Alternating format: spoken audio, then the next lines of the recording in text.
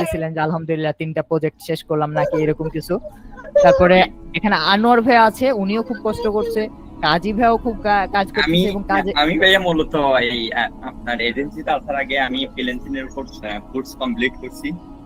আচ্ছা এখনো আমি আরেকটা এজেন্সিতে আছি। এর ফাঁকে ফাঁকে আপনার সাথে কমিউনিকেশন প্লাস আপনার ক্লাস গুলো করছি। কিন্তু আসলে এক জায়গা থেকে নেওয়াটা এক এক এজেন্সিতে এক এক রকম হয়। রাইট।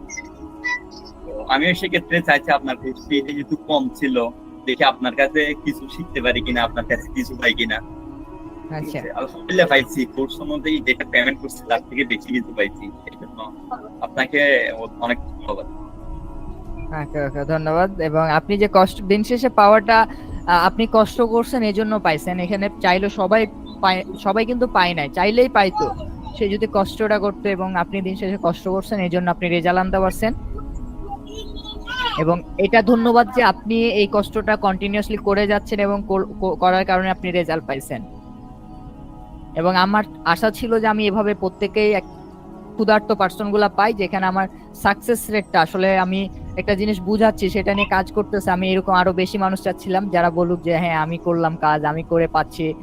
তো ভালো লাগে আসলে এগুলা যখন শুনি। তো